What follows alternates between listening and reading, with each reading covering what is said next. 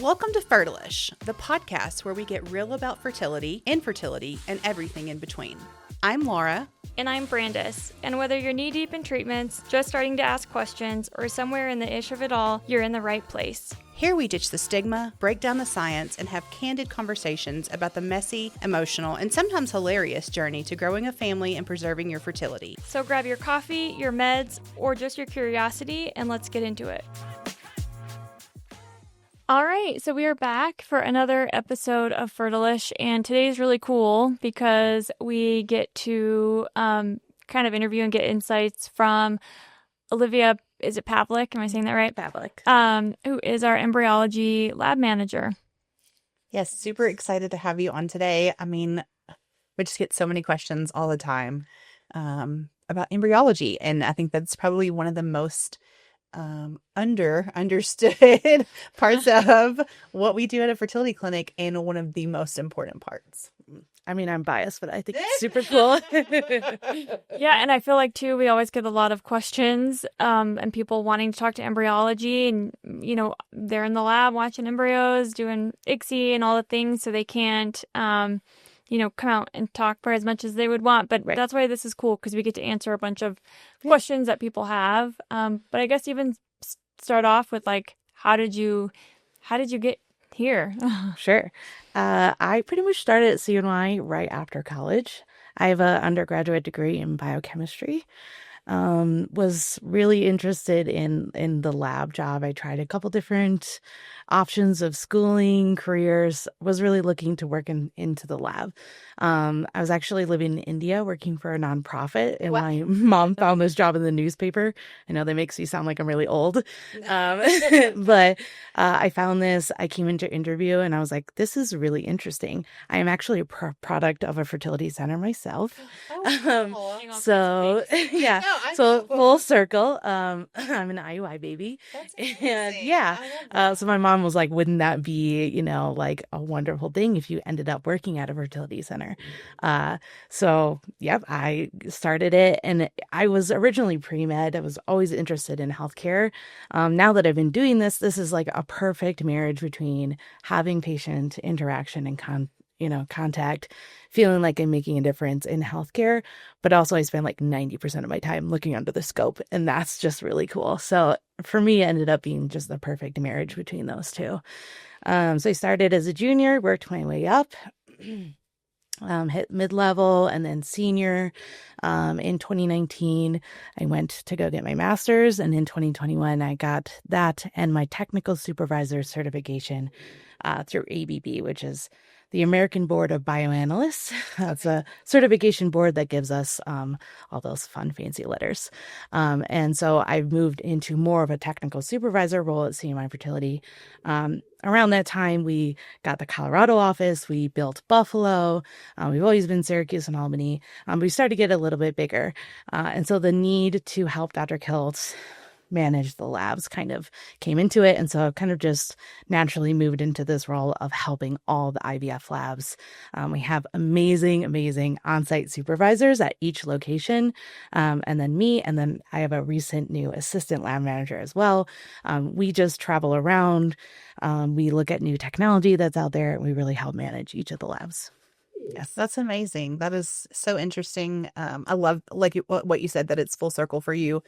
And obviously very personal, not only to you, but to your family, that work in fertility. Yeah, my mom's super pumped. Well, so you brought up, your kind of journey, and we'll get to like the patient side too, but like, let's say somebody's listening to this that might want to be an embryologist. Right.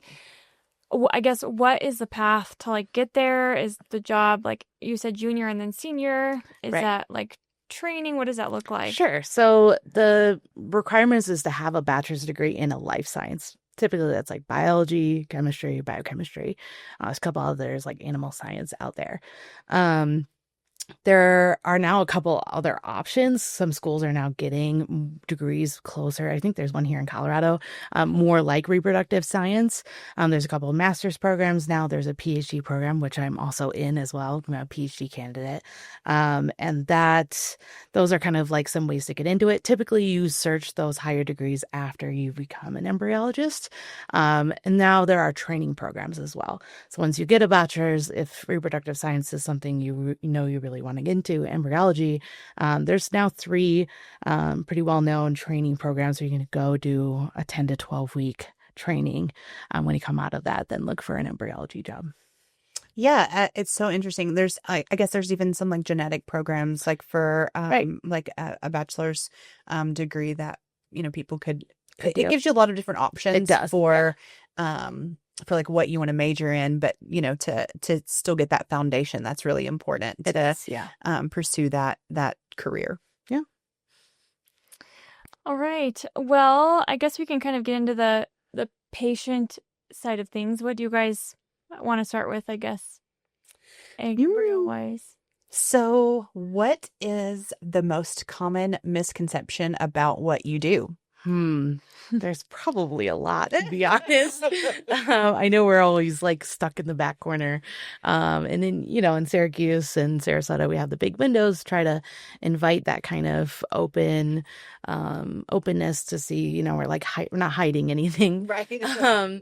A lot of transparency there. But people ask things like, that we secretly know the gender of the embryos. We just can't tell patients. Like That's not gender true. reveal. Right. They're not pink and blue under the Right, scope, you're I the keeper promise. of the gender. Right.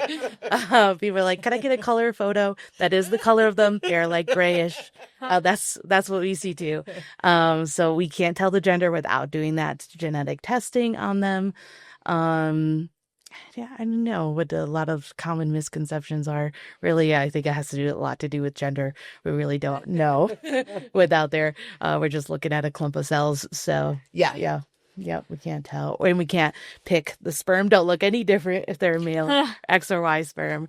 I'm so glad you brought that up because I get that question quite often about sperm sorting. Yes, that is a common myth that the X chromosome is heavier than the Y chromosome. That's true. It is.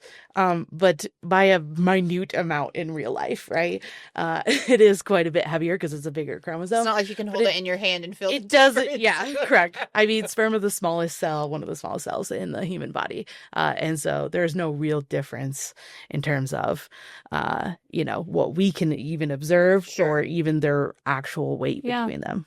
So do you want to touch on, and I guess, I'll probably ask common questions I get in consults and with patients.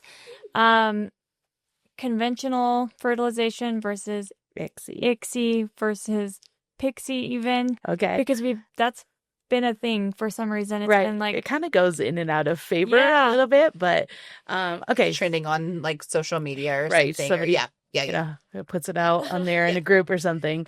Okay, so we can kind of talk about those, especially ICSI versus conventional. So at CNY Fertility, we're about 99% ICSI.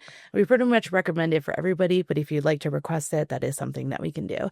So ICSI is taking one sperm, one egg, putting them together under the microscope. We use these fancy micromanipulators to do that. Conventional is just taking the eggs. We don't take the cells off them, so we can't tell if they're mature or not. And we're just incubating them with sperm overnight, and then we assess for fertilization in the morning. Does give you less information because you don't know how many are mature. So it won't inform your next cycle as much because we don't know how well the treatment went because we don't know if they're mature. I did not know that. Okay. Yeah. I'm going to learn so much. Yeah. I'm so excited. So the conventional as well comes with a risk of failed fertilization, complete failure. And that risk, there's a lot of discussion. This is one of the debates that we have in the field of IVF. But there is some research that says about 1 in 33 patients doing conventional the first time will have failed fertilization, which when you're in a small clinic, that's not a lot, right? That's maybe not worth it, especially if you're charging a lot more for ICSI. And then you're out, that cycle, and people will say, that you'll get this. I know the girls here do. Can you do rescue ICSI? Right. Rescue ICSI is only when you're doing conventional and then you try ICSI the next day, right? We do something different, which we can go over in a little bit.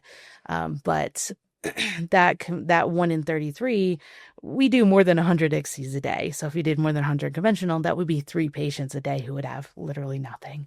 And because there is no clear evidence that ICSI is any more harmful or linked to birth defects or anything out there than conventional, we decide to do ICSI on everybody because we don't want you to have to go through a whole entire failed fertilization cycle to then learn that you need ICSI. We're just going to do it right away. I do keep on track on top of all that research and everything until there is a clear benefit or harm to either one. We're going to go and recommend ICSI for everybody. Why might a patient request that we do conventional IVF versus ICSI? Sure. There could be a lot of reasons and, personal reasons for Sure. that. One of the reasons I hear is they want to be more natural. Okay. I'm not sure really anything about this is supernatural, right? You're still in a lab. But what we do with ICSI too is we're letting them, especially if you're using something like Zyma, where it's going through that natural membrane, we're using techniques and ways of putting the sperm in that's kind of mimicking what happens natural anyway. Even conventional, that's way more, the eggs are exposed to way more sperm than they normally would be. So it's not even really a great approximation of what would happen naturally. And especially if you have unexplained infertility, you could have hurdles that we would jump over with ICSI that you're not getting with conventional. That you're not having to spend thousands of dollars on testing because we're automatically doing it. Right. Because if you do all that testing, the treatment is ICSI. Right. So we just kind of just do that anyway. Where all of our labs are set up to just run through, and we're just planning on doing ICSI. And in fact, we almost prefer to do it because we're just so used to doing it. We've planned our entire day and labs around it. But we will do whatever the patients request of us. So there's lots of different options. And to that point, some clinics they do charge extra for ICSI, and there's no extra charge because it is standard here. It's already, that's belted. That's right. So if you choose not to do ICSI, it's still the same price. It is. But that is that's the set price of our IVF, but essentially you're getting it for it's not free, but it's right. You're not getting charged any extra. Yeah. Right. That's right. Right. Yeah. Right. And you brought up Zyma. Yes. Let's do Pixie first. Okay. Pixie is physiological ICSI. So we get these fancy, very, very expensive dishes that have hyaluron at the bottom of it. And the theory is that this more mature, better sperm will stick to the bottom of the dish. And those are the ones that are better able to fertilize. The data looks good. Our internal data has not seen that. And in fact, it makes the ICSI harder for us as embryologists because we're not looking for the best looking motile ones. That's what we go through training to do, is that morphology or how the sperm looks. We do a lot of training on that and how the sperm's moving. We have, very clear guidelines on that. When I'm doing Pixie, you're just looking for the sperm that are binding. Yes, I will try. It's really hard to catch them because they're still kind of moving and they kind of spin in a circle. But that procedure can make it harder for us to pick the best looking sperm.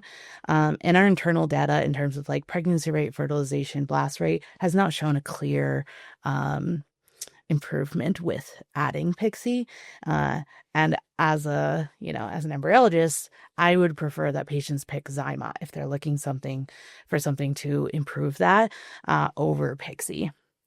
Zyma is a microfluidic membrane. The sperm, the ejaculate gets loaded in.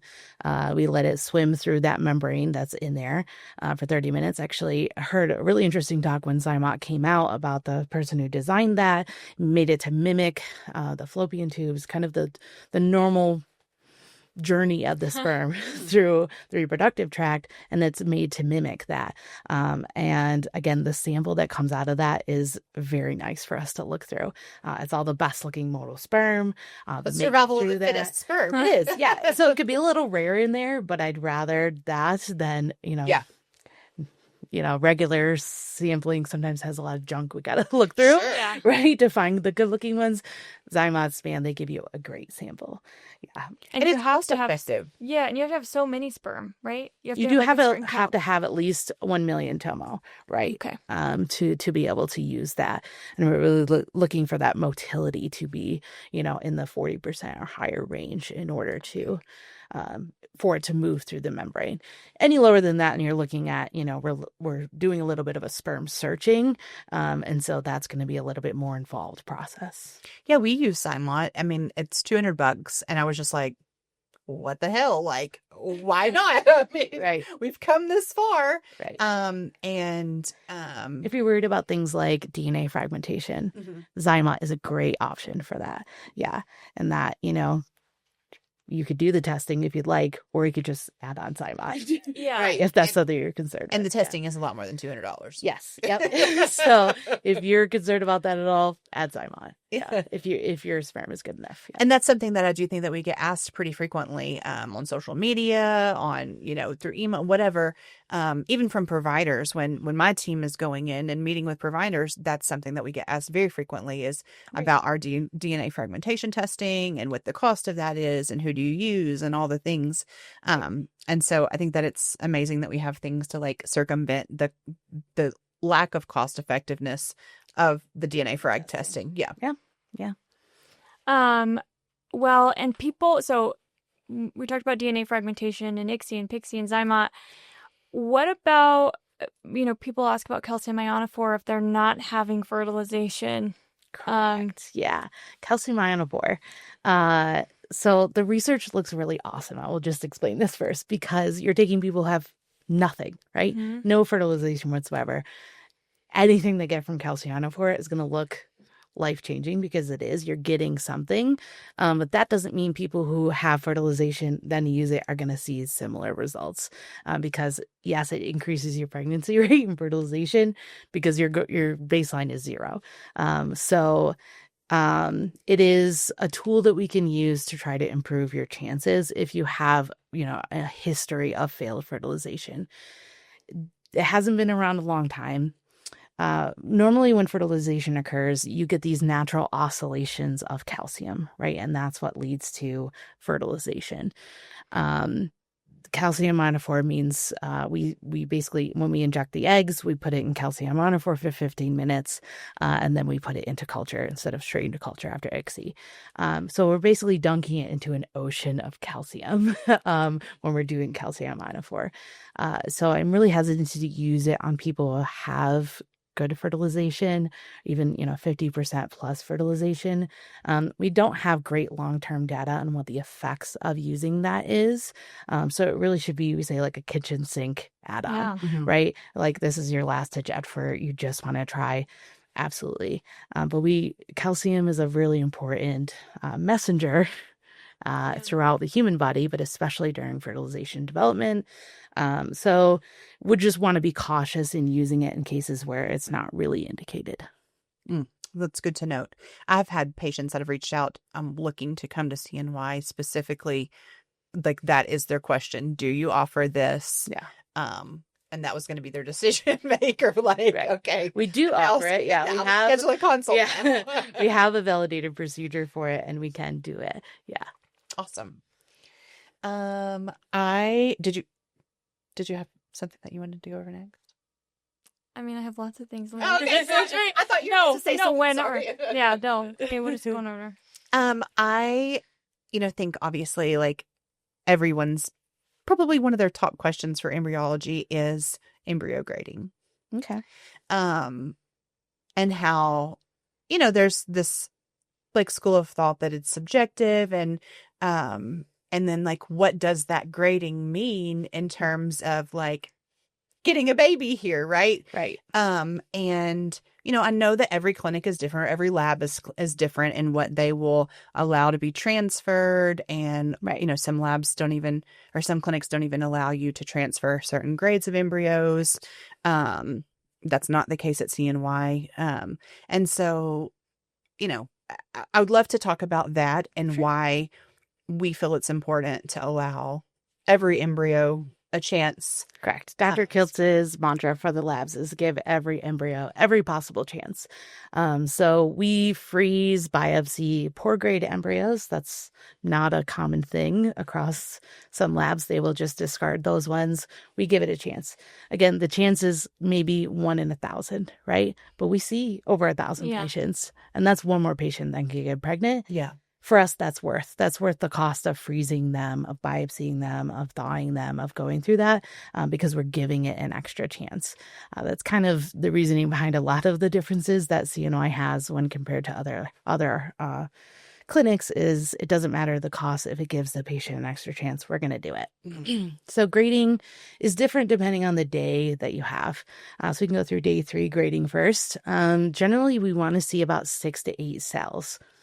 If you're having thawed oocytes, they might be a little bit behind. So don't freak out if your thawed oocytes are only 4 to 6 cells on day 3. Usually after a couple hours, they'll catch up. They're a little lag behind because they're still recovering from that thaw. So 6 to 8 cells. So I'm so sorry, Olivia. Yeah. So just to clarify, so they were graded at day 3, and then they were frozen, and then were Nope. So if you have like donor oocytes or you froze your eggs. Oh, gotcha. Right. Okay. Right. I'm with you. Yeah. Now. I apologize. So if you froze your eggs and then you thawed them, fertilized them. Okay. They can be just a couple hours behind. Okay. But again, we're just looking at them once, so they might be a little bit behind. That's totally normal. Okay. Right. So for day 3, you get a good fair pour. So pour is like 1, 2 is fair, 3 and 4 is good. 4 is like practically perfect. We save those for the really good ones. And then you'll get like a number. So 1, 2, 3, 4 / another number. And that second one is the number of cells that we observe. So it's usually like 1 through 8. And then we have greater than 9. If it's greater than 9, we're not really counting. We're just saying there's a lot there. And what is so when it is greater than 9? Yep. Sometimes more is not always better. Is that correct? Yeah, we would want it to be that 8 cells at the time it's supposed to be. Okay. But, maybe your transfer is a little later in the day, and so it's grown a little bit more. Maybe because it could be only just like 10 earlier. and it's not that many cells. So I wouldn't put too much constitution on the number of cells, because it still has a chance no matter what. And greater than 9 cells is better than having too little, right? So we would still prioritize that over having not enough cells. Okay. Right. And will Embryology call with the day 3 update? No, unfortunately, we will not. I'm a loaded question, Brandis. I know we get this question a lot. As much as I would love to have the time to call our patients every day of culture and give them an update, we unfortunately cannot. Our focus is always going to be the embryos that we have growing and the patients that we're seeing that day. I would love to be able to sit chat with everybody what their embryos are. You can always send us a web correspondence, and when we have time, we'll respond when we can. Generally, it's like at the end of our days, if we have a little time left, we'll do that. But our focus is going to be on the embryos that we're taking care of. And we see a lot of patients. We have some of the busiest labs, and so that's going to be our focus. Is that so? But I don't think that's abnormal even for smaller clinics. It's not. It's not like you're losing out on anything. No. And we see you before transfer, and we give a cryo update at the end of the cycle. And if we have concerns or something, we will give patients a call. So if you're not hearing anything from us, that's almost good news. Because if we're like, I don't know if these embryos are going to make it to the blastocyst stage, let me call the patient, give them an option to do that. Sometimes we'll do that. If it's unclear on your cycle plan or something, we try our best with that, with the time that we have. And, again, our first and foremost concern is going to be the embryos that we're taking care of. We're embryologists. Right. That's going to be that. Answering patient questions and stuff is going to be a little bit later for us, usually later in our day. So with grading, unfortunately, human embryos, not all of them make it to the blast stage. So we see generally the numbers differ based on a lot of different factors, age and all that. But generally about 40 to 50% of embryos will make it to the blast stage. And that stage is day 5, day 6, and even day 7. So 7 days is as long as we're allowed to keep embryos in human culture. And we do, not every lab holds to day 7. We biopsy day 7s. I've seen a day 7 poorly graded embryo make a beautiful baby. And so we give them a chance when we can. And so day 5, 6, and day 7 grading, there's like 3 parts. The first part is the expansion. So 1 and 2 are very, very early blasts. We generally don't freeze those because they don't quite survive as well unless it's like day 7 and we can't give it any more time to grow. 3 and 4 are expanded blast. Day 5 is a hatched blast, so some of it's in, some of it's out. And 6 is a completely hatched blast, so it doesn't have that zona anymore. That's the goal, right? To be hatch blast. Yes. And one really isn't any better than the other. We're really looking at the quality, which is the next 2 letters.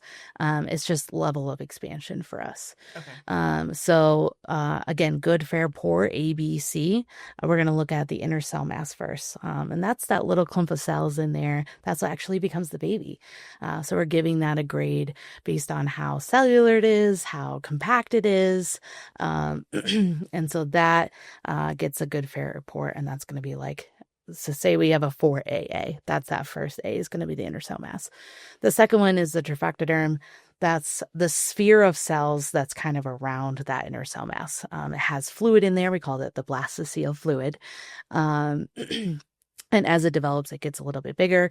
That trophectoderm, those cells, they almost have like a cobblestone-like appearance to them. And those, based on how many cells and how that kind of looks, is going to be that good, fair, poor grade for those as well. And when we're doing PGT, it's those trophectoderm cells that we're removing. We're being really, really careful not to touch that inner cell mass that becomes the baby. So what's your best advice for patients who have, not excellent graded embryos? Don't lose hope. And it's not a beauty contest, right? I've seen lots of AA, absolutely beautiful embryos, not create a baby. Yeah. And ones I'm like, oh man, I don't know if this is going to make it, create a baby. Yeah. So take it with a grain of salt. It is subjective. We are, we do our best. We do a lot of training and proficiency testing and internal testing when it comes to grading. But it is subjective. Not every embryologist grades exactly the same way. They do change very rapidly. We're looking at a 2D snapshot of a 3D living embryo. So they can look better sometimes an hour later. They can look worse an hour later. So we do our best to do that. It's really a prioritization tool. It's not a good, bad kind of thing. Yeah, what really matters is the genetics, which beautiful embryos can still be abnormal. Not so great embryos can still be normal. That's a very good point. Like once they're PGT tested, it's the grading doesn't matter. That's right. That's right. We're going to take that euploid and aneuploid abnormal normal over what the quality is. Yeah. But the quality, if you have more than one normal embryo, we're going to go by the quality. Kind of a way to prioritize the embryos. And we'll also pick blasts usually that have made it to the blastocyst stage in 5 days. Over day 6 or 7 embryos. I get that a lot too. Patients. And because the research does show that if an embryo can reach the blastocyst stage earlier, it has a higher chance of creating pregnancy, right? So we say like don't lose hope, give it a chance. But the research, the data does show that the earlier it becomes a blastocyst, and the more likelihood it has. Again, grading loosely correlated with that, right? Yeah, and when we go to transfer, and I get this question at transfer a lot, we include something automatically called embryo glue. Correct. And this is, I feel like, the guy's favorite question to ask. What's embryo glue? It's just a media that we hold the embryos in for at least 10 minutes to 4 hours. That has a little bit higher sugar, makes them a little stickier, right? Yeah. Oh, interesting. Yeah, I get asked about that a lot too. So when I go to OBGYN offices and they see on our brochures that we take, and they see all the things that are included, that is probably like one of the most asked questions when they're looking at that package. Like, what's embryo glue? It's got a great name, let me tell you. I know people have asked if it's actually glue, and It's not actually glue, I promise. Yes. It's not Elmer's or Super or Marilla. Yeah. No. And then with PGT testing, people are always concerned. You brought it up too about ICSI. You know, is it harmful?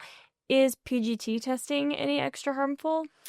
I mean, it is a procedure that we perform all the time, and we get babies from all the time and all of that. But you can't avoid the fact that we're taking off cells of an embryo.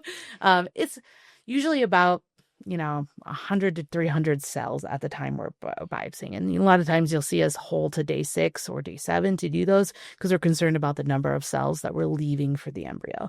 It's the most technically difficult thing we do. It takes a lot of training, years of training to reach the point where you can biopsy. You can't avoid the fact that you're taking cells off the embryo. Which is like 3 to 5? Or how many cells do you... Yeah, about 5 Okay. to 10. Yeah, Okay. is where we're at. Most often we put like 4 to 6 is the number of cells that we're taking off.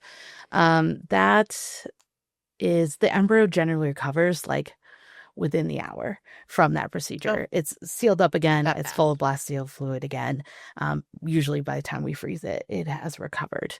So by the time it takes us to like load the cells up for the PGT company, it's recovered. But you can't avoid the fact that you are taking cells off of a growing embryo. As careful as we are, do we know the real consequences of that? Debatable. Again, Yeah. another thing that's highly debatable, is PGT really effective? The research out there is like, for some people, yes. Is it a great thing for every patient? The data does not really support that. Well, and it's hard to know like long-term effects of things because IVF, I think, the Hasn't old been around yet IVF long, baby is right. only like in her 40s. Yeah. And ICSI so wasn't even we don't around know. when I went through. I was created. Yeah. So it's always changing. So we don't know. I don't know. Right. So, there hasn't been any data to say that it's harmful at all. And like I said, the embryo recovers. We're really, really careful not to touch the inner cell mass. And that's what's going to create the baby. Right. So we are really careful with that. But, it is something that, if you're going to if you would transfer abnormal embryos anyway to give them a chance, there's not really a point to do PGT. Yeah. Right. That's a good point. Like, if the goal is to get to the transfer, and you want to give every embryo a chance, right? Why are you paying the extra money, when you want to give every embryo you created a chance? Right. Yeah. Yeah.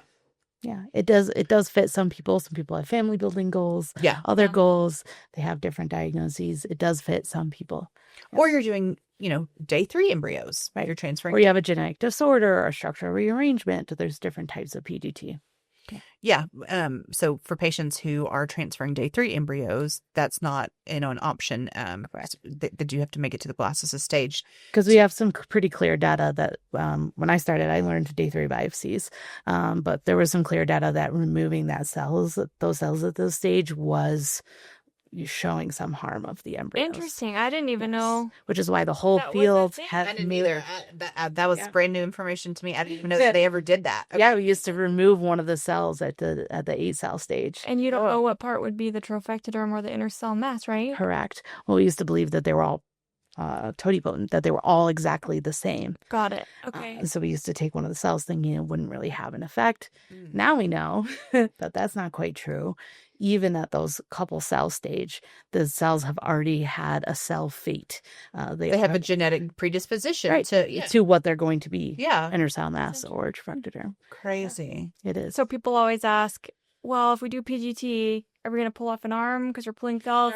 No, because we're pulling from the trophectoderm. But that's so, and we obviously don't do day 3 biopsies like we just said, but that's so interesting. I didn't even know that. Yeah. But to that point, one question I wanted to ask is, when you do a biopsy of a blastocyst for PGT testing, is it possible to biopsy this portion of the embryo over here and get one result And if you biopsy this portion over We're getting here, into mosaicism.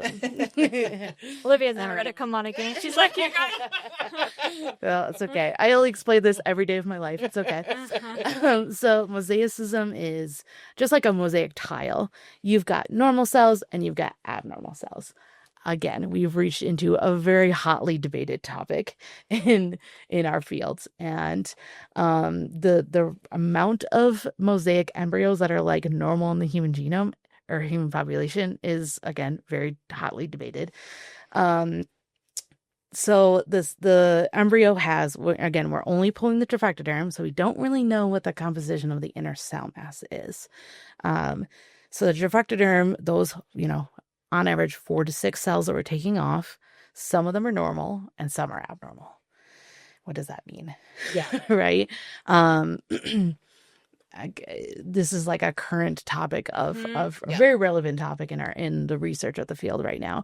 But there is some evidence that the normal cells can kind of take over the abnormal cells and I don't want to say self-correct, but kind of deprioritize the abnormal ones, and the baby can be normal from those.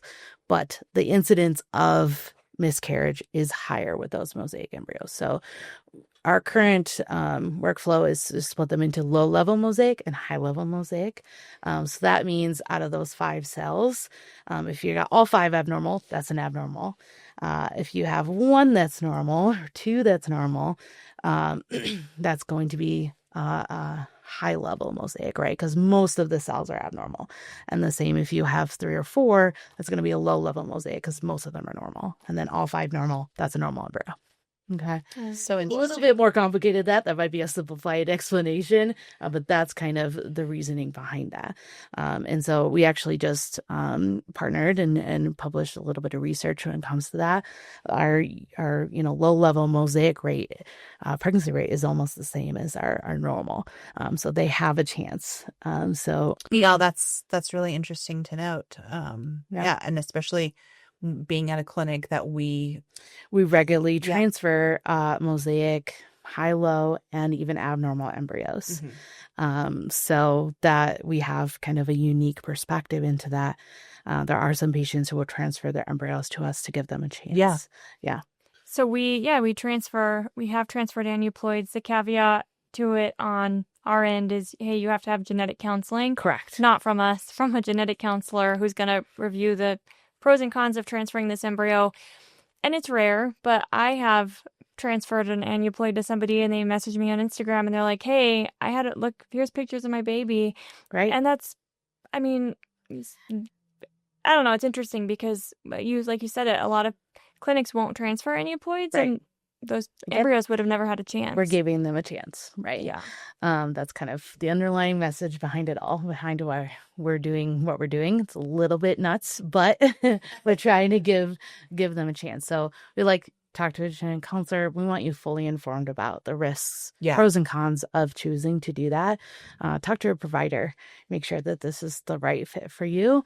And we have a specific consent to say, you have done the work. You understand what the ramifications of choosing to do this. But people transfer abnormal embryos all the time if they're not doing PGT, right? They're your embryos. You without decide. knowing. Yeah, absolutely. Right. Yeah. People do that all the time. So, and people just get pregnant naturally. That's right. And create Some of those that's abnormal, right? That's right. So we can kind of see that very unique in there. And to your point of having a baby from an abnormal embryo, not all PGT labs are created equal, right?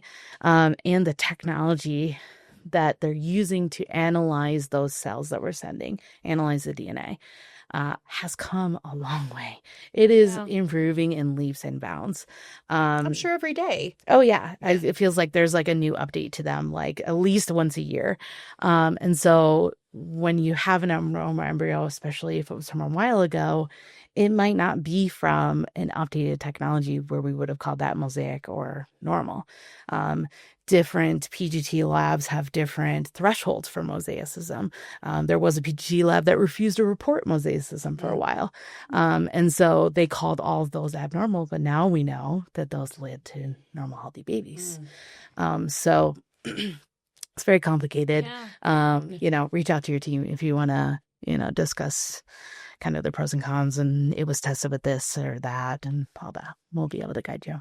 While we're on PGT testing, I think something that is very popular is PGT testing and finding out what the sex of your embryo is. Right. Yep. And we do even have patients that come to us who want to complete what we call or refer to sometimes as family balancing. Right. Specifically, if you've got 3 boys and you're hoping to have a girl, or you have a family history of genetic conditions that maybe affect one sex more so than the other.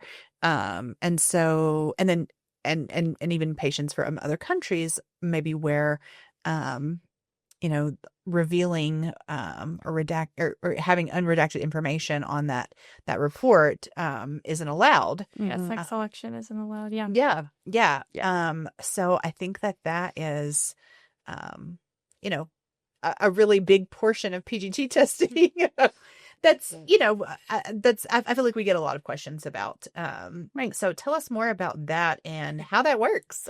Yeah. I mean, it's just like PGT for any other, in hopes that maybe you don't have as many infertility issues. Maybe you would get more embryos to use. But I would still plan on it probably not working out the first time. Right. Again, PGT is another prioritization tool. Mm-hmm. So, we have, say you have 20 follicles, right? You may only get 15 eggs, right? And then maybe only 12 of those are mature, right? They're not all going to be mature, most likely. And then fertilization's about, 75 to 80%. So say we get 10 that are fertilized on day 1. Great. We've already moved from 20 to 10. It's only been 1 day. Mm-hmm. Then, so from fertilization, we know only about half of those are going to make it to the blast stage. We biopsy them. If you're somewhat of a good age, you're going to have like 30 to 40% that are normal. Okay, great. Now we have optimistically 2 that are normal. Right. Now you're selecting for gender. Yeah. You're adding another thing on that. That's and instantly normal will implant. Correct. So you have 2 embryos, and now you split it in half. You've got 1 embryo of the gender you want. You've got 1 chance, and not every embryo is going to implant. And so selection, if we're just seeing what sex the embryo is, we're not picking it. So you can still do it and get all of one gender, and it's not the correct. Because what if those 2 embryos are not the gender that you want? You have to do a whole nother cycle to get them.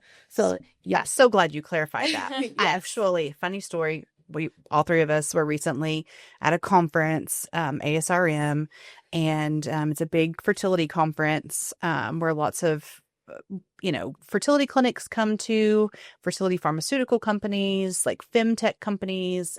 So lots of different, anything fertility related. So left San Antonio, that's where it was, and I was heading in the Uber to the airport. And just having a conversation with the Uber driver.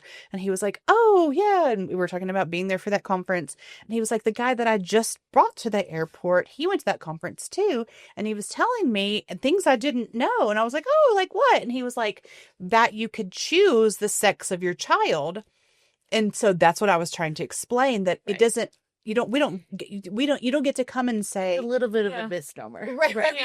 Yeah. You can't choose the sex of the embryos. That's right. We can tell you what they are, and then you can choose which one to transfer. That's right. Exactly. Right. It reveals the sex. Right. Yeah. Rather than, but you can't say, hey, I only want a girl. And we say, no worry, let me get my wand and then you get a girl. Yeah. Yeah. I can't pick all the girls' sperm. We can't. Yeah. That's right. We can't guarantee that you're going to have female embryos or male embryos, or that they're going to be healthy or whatever. And it may, to that point, it may take more than one cycle to get to achieve. Seen a lot of people who are disappointed that they didn't get what they wanted their first cycle, but they have to understand that they're adding another layer of winnowing down, and so that might limit the number. And then if you're older and you're not even starting with that many, the chances are really low, especially if you're then adding gender and chopping those chances in half. Yes.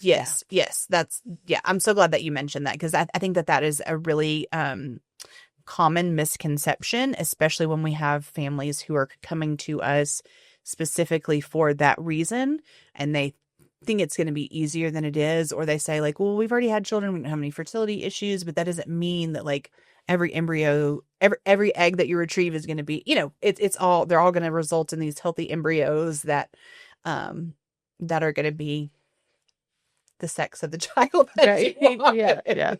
And then I think, Olivia, one of my last questions for you is about assisted hatching. Okay. What is it? When is it done? Does every embryo get it? And like, embryos hatch? Like, that's wild. They do, I know. You think it's a little egg cracking and then Well, our eggs do have shells. Yeah. We call it the zona pellucida. It looks nothing like a chicken egg. I know we call it eggs and shells and hatching. It's a little bit different, but it does have that shell. It's almost like ooey gooey, almost like a jello membrane that surrounds that egg, which is that one cell. And again, the egg's the biggest cell in the body, so you're putting the smallest into the biggest. And we use something called laser assisted hatching. So we have lasers on all of our micromanipulators, and we use them, and they have a little target on them. We have a little foot pedal, and we make a small channel in that zona pellucida. The embryos have to hatch out, right? We talked about the 6 that's a completely hatched out. They have to do that in order to implant into the uterine wall. And sometimes things like cryopreservation, where we're vitrifying and warming the embryo, can make that shell a little bit brittle, a little bit harder for the embryo to break out on its own. So we perform that assisted hatching to help the embryo. Again, it's just one more hurdle us in the lab is helping your embryos get over, to give you the best possible chance of having that baby, right? Yeah. of the embryo implanting. So we perform assisted hatching on pretty much every embryo that gets transferred, unless it's hatching out on its own and we don't have to. We also do assisted hatching before PGT, right? Because we got to go in that shell and take some embryos out. So we give it a little channel to get out, and it helps us make the biopsy not as stressful to the embryo. And these are blasts that you're doing. So day 3s do not get assisted hatching, right? No, they do. They do. Yes. Okay. So no matter what day, if we're having a fresh transfer and your embryo isn't hatched out, we're doing it. If you're having a thaw, right? PGT embryos are already hatched out. We're not hatching them again at the time of thaw. But if you have a day 3 and that's being thawed, we will hatch it. Again, that freeze thaw process can make that shell a little bit harder to kind of let the embryo out. So we just create a small little channel. Again, we have very fancy equipment. And so the screen, the embryo is like the size, of your hand. And so I can barely clearly see. I have a very pinpointed laser to create that small little channel. I'm not touching the embryo at all, and just touching that zona. And so that little shell. So it's very safe for the embryo. So then every embryo is assisted hatch? Pretty much that gets transferred, right? Awesome. Yeah, we're not usually hatching them before unless it's PGT. Okay. All right. Do you guys have, Laura, any more questions? Or I have 2 more things. I'm so sorry. Go ahead. One's going to be pretty controversial. Oh, no. So I apologize. to me. I apologize in advance. So I think that there is another misconception that there's for people who've not been through fertility treatment, that there is this plethora of embryos that are just not used, and we're creating all these excessive embryos, and that they're constantly being discarded. As a patient, that's not my experience at all. Right. Can I get one embryo? Right. And that's been the case for lots of patients that I'm, to my knowledge, people are generally seeking to get more embryos, right? Which, it causes them to need more than one cycle, sometimes more than 2 cycles, sometimes more than 3. So I would just, from the embryologist perspective, right? How often are embryos just being discarded? It's not like we have a dumpster of embryos out back, right? No. Okay. This is a very complex. Well, I'm going to help this out too. Yes. When you say how many embryos are being discarded, I think it's important to make the distinction that just because you have an embryo and just because it's chromosomally normal does not mean that that will result in a live birth. Right. So, and you could, finish that question, but I think that's I think important to know that it's not Yeah, like absolutely. they're not like fetuses in incubation Correct. things. So that's Right. I think that's an image people have in their mind, and that's not at all. Yeah, Right. or that like I think that also people have a misconception that it's just super easy. Like if you have 10 embryos, Yeah. if you have 10 embryos, then the first one's going to create a baby, and now you have Right. 9, and what are you doing with them? I And know. like now you're just throwing them away. And like that's not the case. I have like two feelings on this. One, I don't think people, like some people think enough about having excess embryos and what they would do in that Sure. situation. Then they just find themselves in this situation, and then you have to go through the options, which we can go through in a little bit. On the flip side, you don't want too many, right? You get too many eggs, that can start to affect your egg quality and your embryo quality. And then you have to decide what to do with them all. Again, they're not going to all we're not rabbits, as one of our doctors used to point out. Generally you're looking for the 1, 2, maybe 3 embryos from a cycle that will create a baby. We're not really meant to have 12 children from one cycle, and so they won't all create. So there's many embryos that we have frozen that just won't create a human baby. The embryo disposal procedure requires 2 senior embryologists. It is something we take very, very seriously, and there's many different options of what to do with your embryos when you're done building your family. We can do a compassionate transfer, so you're not taking the medications, you're taking it out of cycle, and we're replacing the embryos. We can just do a disposal of them. Again, it's done very respectfully by senior staff. And or you can donate to training or research. So we use those embryos to learn the procedures that we're doing. So we're learning on embryos that have been donated to us, so that we're not practicing on somebody who wants to use those embryos to get pregnant, right? So we have to learn, we have to train. We have over 60 embryologists at CMI Fertility. So we are so grateful to every patient that has donated their embryos to our training program, so that we can learn and train our embryologists. All you're doing is helping future families, because it helps us get really good and really fine tune those techniques. Sure. On those embryos, gives them a wonderful purpose to help a future family. So we're super grateful to every patient that has made that choice. There's like a couple other options out there for what you want to do with them. We have an entire portal dedicated to that, to explore your options with that. Are patients donating a ton of embryos? Usually no. Thank you for clarifying. Yeah. Usually it's not, or they're all abnormal embryos. They've gone through all their normal ones, so they wouldn't create a baby anyway. It's not usually a ton of them, and that's something that we go through on a somewhat regular basis. Again, as a very large clinic, we have a lot of frozen specimens, Right. but we don't have a lot from like a long time ago that are just chilling out. Yeah. Right.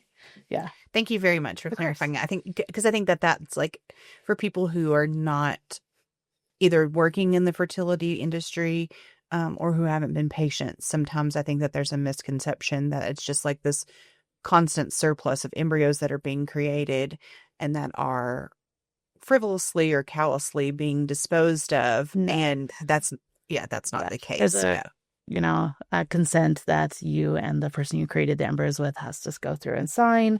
It's quadruple checked in every way by many people, to go through and then dispose of them in whatever way you choose. And then one other option that I'd love to mention is donating them to another family. So we do have an embryo donor program, where you can donate your embryos. If you've reached your family building goals, or for whatever reason, you feel like you're not going to use these embryos, we do have a donor embryo program that you can donate embryos to other CNY patients. Correct. For an opportunity to have a transfer. And you do have to go through some FDA testing and all that to go through that option, but that's right. Yeah. So that is an option as well. And we do have that in-house program. And then and then there's other resources out there that we also work with, that had embryo donor programs as well. Right. Yeah. All right. I don't know. Is there anything we didn't hit on that you would like you get asked a lot, or I don't think so. like you wish you could tell people? I wish patients could see more the dedication of the embryologist. We work every single day of the year. We never shut down. So Christmas morning, when you're hanging out with hopefully your kiddos that we've helped create, the embryologists are in the lab, waking up early.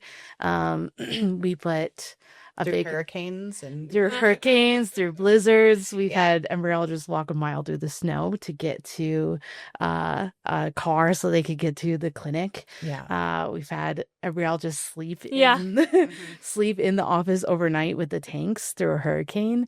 The dedication of our staff is amazing.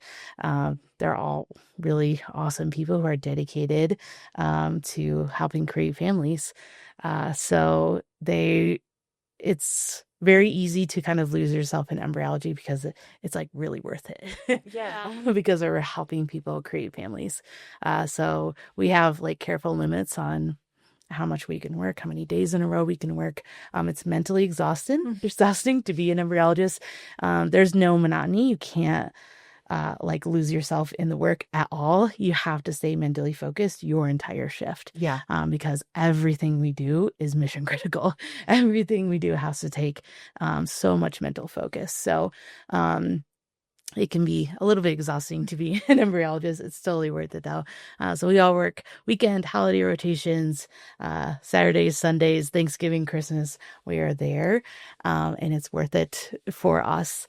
But I don't think everybody quite understands, what it takes. People are like, wait, you work Sundays? Like, we do. All of our labs are open every single day. There are no phone calls though on Sunday. Just to clarify that. We're in the lab. We don't have phones that have like outside access in our labs. Again, we have to stay focused. So, we don't have phones. We don't have anything like that. We keep it light. We have, work really hard on keeping that environment optimized so that we can really focus on patient care. So yeah, please don't call us on Sundays. So even though we're closed, there's stuff going on behind the scenes. There is. Yeah, we're the only ones in the building on usually on those days. So we are we have amazing embryologists with years and years of experience at CNY, and none of it would happen without them. Well, and I'm so glad that you mentioned that, like, obviously, like you think about embryologists and you think about the science behind it and all of the techniques and the cool, like really amazing equipment that you use and all, the really like, and the data behind it. But I think that sometimes you forget that like our embryologists don't take for granted the gravity of the work that they do. Never. And how this is truly life-changing for our patients. Absolutely. And so staying focused and staying on task and making sure that, every step is check mark, double checked, all, every step of the way. Safety is a big thing for us because it is an honor to be able to take care of people's embryos and to be a part of that journey. We know it's a club no one wants to be a part of, right? No one really wants to be here. But it is still an honor and a privilege for us to be a part of that journey. And all of our locations, all the embryologists are trained the same, the CNY way. So people always ask, well, what lab does it? All our locations are the same. Right. Yeah. So, And you oversee all of them. Right. That's part of my job. We have like a training program that everybody goes through and are signed the same way. 58 out of our 60 embryologists are women. So that is amazing. Yes, our poor 2 male embryologists. You see a clinic. Like already a very highly female focused field. Right. They're great. They're troopers. But it's mostly women taking care of these embryos. They're awesome women scientists. Who have both deep understanding and who are incredibly smart and focused. And who also understand like the emotional aspect of building a family in a lab. Right. One thing about the safety is we have so much safety built into our system. So we have quality control, quality management, quality assurance. We check all of our temperature equipment every single day. temperature dependent equipment. So the incubators, everything we use. And it's all remote monitored. We just upgraded our whole system-wide monitoring. Actually get all the phone calls when any equipment goes. I have no peace in my life, but any equipment has any sort of issue. Usually it's like Wi-Fi lost or something, but if anything goes out, we get the call. We have, a group of embryologists who get those calls and can respond within 30 minutes. And that's, good enough for any of this equipment to respond in so that no patient samples are ever compromised. Mm-hmm. So we keep everything under full liquid nitrogen, never vapor. We keep, we have so many redundancies built in. I have, every lab has 2 types of incubators in case one gas supplier, can't supply us. We have options. And that is for the protection and safety of our patients at all times. So from training to equipment to monitoring, every single part of this is built in with the safety of our patients in mind. And on that token, last question, I promise, I'm sorry. How can a patient, what checks and balances do we have in place to make sure that that person's embryo is the one that goes into their uterus? Yes. So there's kind of 2 different ways to do that. There's second in-person witnessing, which is what we're currently doing. And there's electronic witnessing as well, where a computer is kind of checking it, barcodes or RFIDs or something. We're looking into electronic witnessing. And that'll be the next phase for us. Right now, whenever somebody's doing something where, any one of those, they're called key critical points, right? Any of those points where, you could put it in the wrong dish or use the wrong sperm. Oof, don't even like talking about this, but It's making us all sweat a little bit. Any of those points, there's another person there checking. Okay. And so they're checking, sometimes there's one, they're checking, so the person doing it is checking the consent and the IDs and all of that. It's not just your name, but your name, your date of birth, and your unique ID number. Mm-hmm. And those 3 points are checked at every critical point. Andrology lab, embryology lab. We go through all of those points. Again, this is another huge thing. I have a training program for this. You have to be signed off to be able to witness. We have, tips on how not to lose focus to make sure that it is there. We understand if this was ours, we would want somebody to be fully focused. So we go through this witnessing as if it's your sample, right? And so this witnessing whole procedure happens at every step in PGT. It happens before every transfer and before we inject the sperm and every key point where we could do that. Someone else, it's 2 people who are trained to do that, are witnessing. Yeah, and then before transfer, I go in the lab and confirm again, and then I go back in your room and confirm again. So we go in, and you go in, and you come in here, and then we have a lot. Yeah, it is. It's a lot because again, that's super important. Yeah. And that's part of that redundancy that's built in. We're not checking it once; we're checking it 4 times before the transfer, right? And so when you're on the table and you really, really have to pee, and that's all you can think about, and then you're like, "Why do they keep coming in here and asking me the same questions?" Yes. It's for this reason. It's for that redundancy that we're really making sure that every single, I is dotted and T is crossed, that, every single thing matches in more than one way. We're looking at the device and the dish and the paper and the label. There's so many things because we understand how important that is. Yeah. We understand how scary it is to have your samples in our lab. But I promise you that we take that seriously and with the utmost care and respect. It's amazing. Well, I'm really glad we got to do this Oh my gosh, me too. episode. It's been so cool. I learned things. I know patients are going to love this because they ask these things all the time. So I'm really glad we got to have you. Of course. Glad to be on. Thank you. Thank you so much. Of course. All right. And we will see you guys next week. See you next week.